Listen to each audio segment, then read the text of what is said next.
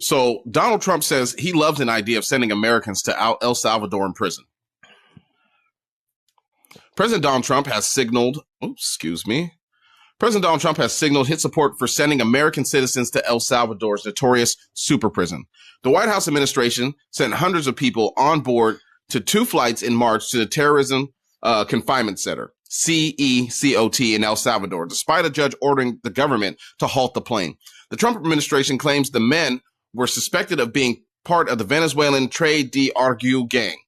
U.S. District Judge James Boasberg issued an order temporarily halting the government's U.S. use of the 1798 Alien Enemies Act while its actions were being challenged in court.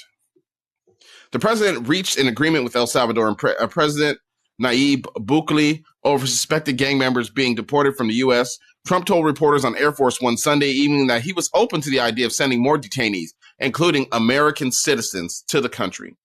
And ladies and gentlemen, I have the video here of him saying it because, you can hear it out the horse's mouth. And we're going to play that for you really quick. El Salvador, the president there said he would be willing to take American citizens in the federal prison population. Is that one of the ideas you're going to be discussing? Well, I love that. If we could take some of our 20-time wise guys that push people into subways and that hit people over the back of the head and that purposely run people over in cars, if he would take them, I'd be honored to give them. I don't know what the law says on that, but I can't imagine the law would say anything different. If they can house these horrible criminals for a lot less money than it costs us, I'm all for it. But I'd only do according to the law. But I have suggested that, why should it stop just at people that cross the border illegally? We have some horrible criminals, American grown and born.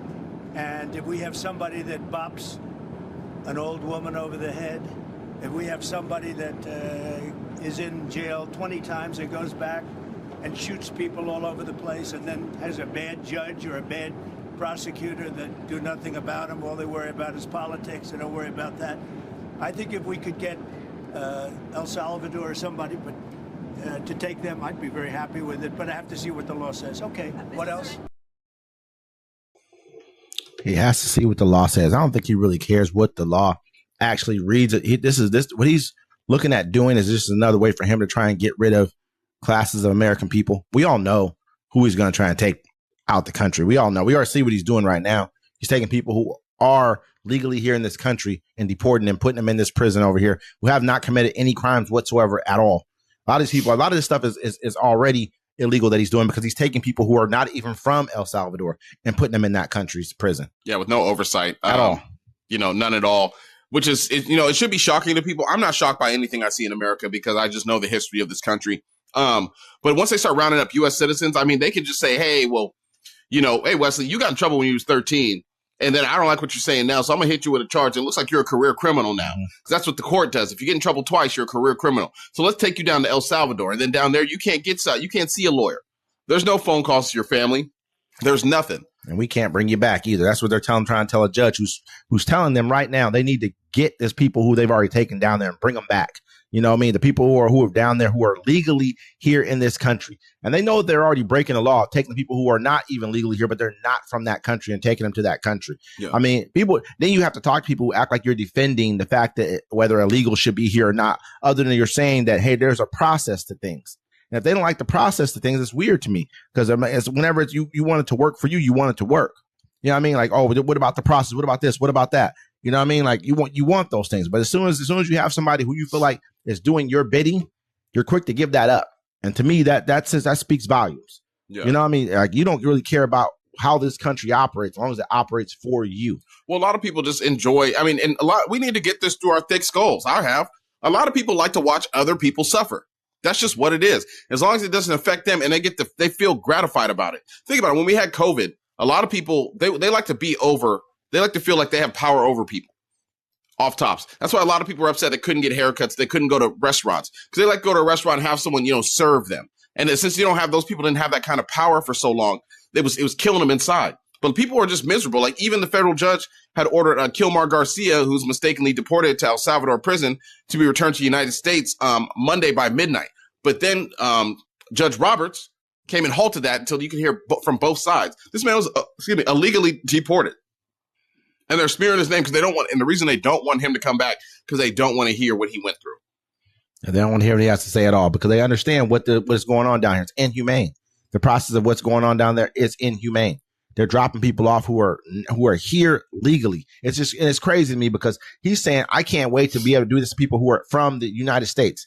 And I can already hear, then don't do this. As soon as we do something to somebody, it's a political thing. Oh, you're politically going after these people for these reasons right here. Because if this were the case, everybody from January 6th should be down in those prisons. But I don't believe anyone who's an American citizen should be taken out of this country to be housed in any prison outside of this country because they don't have the same processes. They don't have the same laws that we have here. So it does not make sense. That'd be like them bringing them into our country to house them. For what?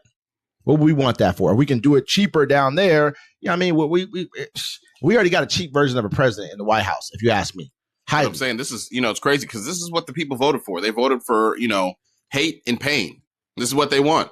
They want you to deport. They want to deport 20 million illegal people in this country. If there are, and there's probably not. They want you to. Think about it. They wanted. He got voted in to inflict pain all across the world, and this is what they wanted. They're happy for it until it affects them, which it has started to affect some of them, but they're not going to admit to it. A lot of them. A lot of them actually losing their jobs.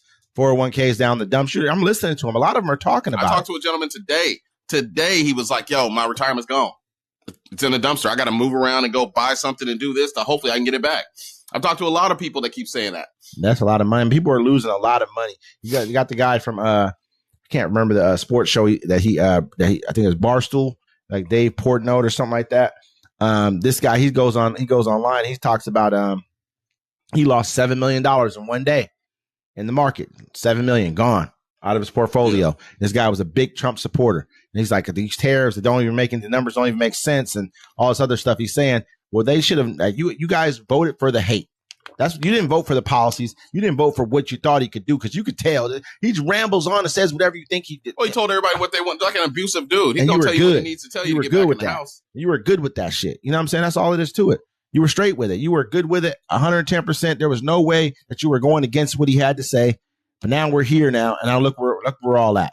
Some people are like, oh, this is what I voted for. You voted to lose a lot of your money? I'm sure you didn't. Yeah, but a lot of people that you have to realize, too, when you go online, look at the person saying that because they're not showing their real face. They're not really using a real name. I see real people, man, saying that. I know real people who say this stuff. Yeah. I always see just fake accounts doing it. Yeah, no, I see some real people saying that. I can't believe it half the time. There's like that one guy, Bill Barr, I think that's his name or whatever. They were like, why don't you come over to the MAGA side? He said, I'm good. I don't want to live like North Korea.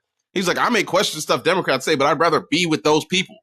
Because the other side, he's like, I don't want to be like North Korea. And that's why a lot of people, they hide their faces or they act funky like that. Because they don't want to be with that side. Like, who wants to hang out with all the MAGAs? They don't want to. They'd rather come hang out with us because at least we're funner and care about shit. Excuse my language. It's a factual basis, man, that he's using right now because this is ridiculous, man. It's a crazy place that we're in right now, but this is where we are. Yeah.